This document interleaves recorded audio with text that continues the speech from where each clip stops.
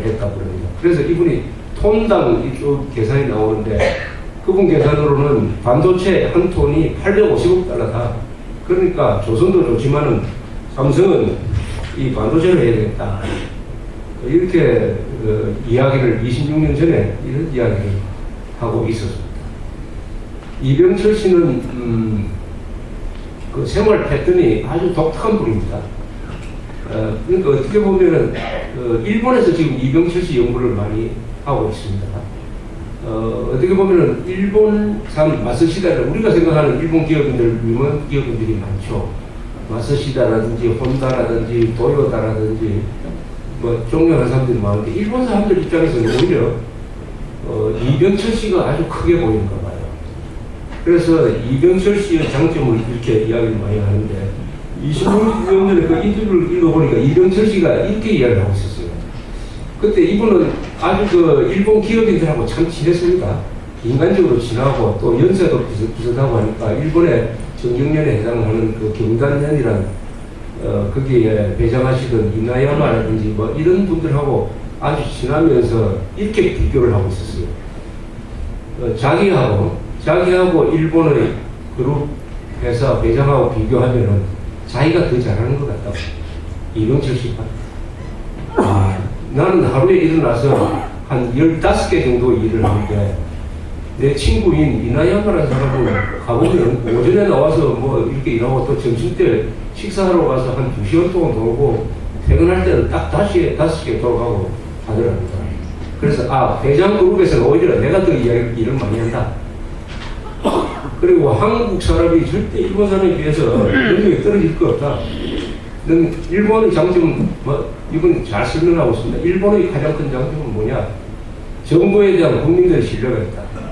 그래서 일본에서는 옛날 전국 시대부터 그 다이묘 영주죠. 영주가 하자는 대로 하면은 백성들이 큰 고생을 하지 않았다. 그래서 일본 사람들 머릿속에는 관료들은 백성들을 보호해주는 사람이다. 그렇게 괴롭히지 않는다. 그런데 한국에서는 어떠냐? 조선조는 관료들은 일단 백성을 뜯어먹고 사는 사람이다. 이 차이가 가장 크다. 그러나 그걸 빼고는 실력은 한국 사람이 절대 못지않다. 그러면서 삼성이 왜 이 사람을 기르는데 투자를 많이 하느냐? 얼마나 많이 하느냐? 1인당 일본 사람보다 교육에 2배를 쓴다. 유럽보다는 4배를 쓴다. 그래서 삼성이 인재재입주의를 적용을 하고 있다. 이렇게 하면서 이미 오늘 삼성전자가 이 손해를 앞지르는 걸 아주 26년 전에 예언을 하고 있었습니다. 그런데 그때 삼성그룹 전체 매출액 합쳐서 얼마인지 아십니까? 1984년에 100억 달러였습니다. 100억 달러.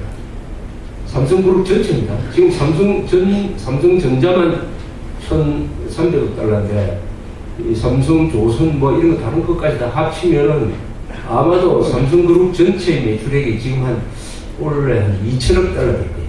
2천억 달러. 그 20분의 1밖에 안 됐습니다. 이병철 씨가 이렇게 큰 수업 치던 84년이. 그러면 이 20배가 큰 거 아닙니까? 26년 사이에 한 기업의 매출액이 20배나 큰 거는 아마 역사상 삼성밖에 없을 겁니다.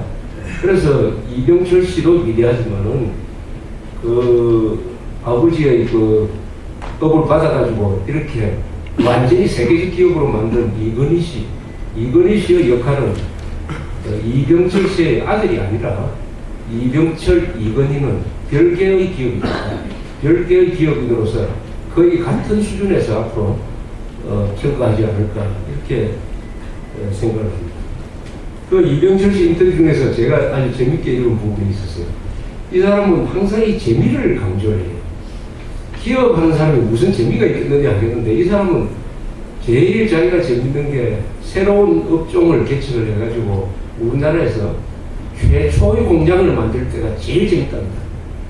최초의 비료 공장, 최초의 반도체 공장, 최초의 무슨 텔레비전 공장 이런 걸 만들 때는 아주 그 자기가 막 할 수 없기 때문에 누구 시킬 수도 없기 때문에 자기가 공정 부위 정하고 사람들 스카우트 해오가고 가지고 회사를 운영하고 참 재밌대요. 그런데 준공식 딱 하면은 그 뒤부터는 관심이 하나도 없어집니다. 정상적으로 돌아간다라는 이야기만 듣고 나서는 그 회사에 가지를 않는데요. 자기가 신념을 끼고서 만든 회사인데 막 만든 다음에 관심이 없고 또 다른 걸 찾는 거예요. 또 다른 걸 찾는 거예요. 그래서 그 같이 대담을 하던 우리 선우기 씨가 그게 바로 기업의 창조성이다. 기업인의 창조성이라고 이렇게 높게 평가를 했습니다. 창조라는 것은 새로운 걸 만드는 건데 이 예술인들은 항상 새로운 걸 만드는 사람이죠. 또는 유일한 걸 만드는 사람이죠. 그래서 우리가 예술인들을 비록 가난하더라도 아주 존중하는 것이 아무도 안 갔던 길을 가는 사람이기 때문에 예술인들이 뭐 고호라든지 뭐 우리나라로 말하면 뭐 김정희라든지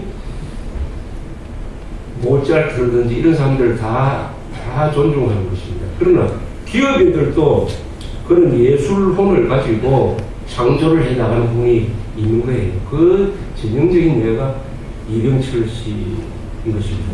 근데 이병철 선생의 이런 이야기를 들어보니까 26년 전에 그 뒤에 3년 뒤에 돌아가셨지만은 이걸 보니까 이분이 철학자라는 생각이 들어요. 사상가.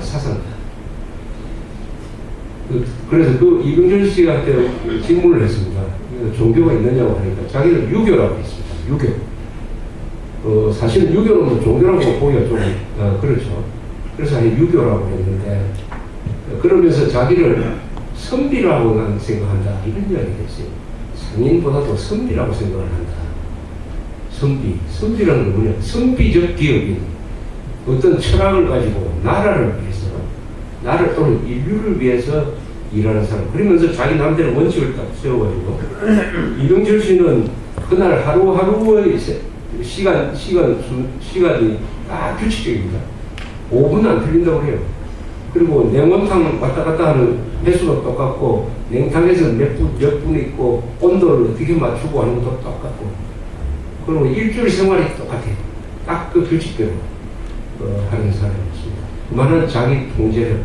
그러면서 이분이 이 예술에 대한 감각이 아주 뛰어난 거 아닙니까? 지금 리움 미술관이라고 여기 하얏트 호텔 밑에 아주 어떻게 보면 세계적인 미술관이 하나 우리나라에 만들어져 있습니다.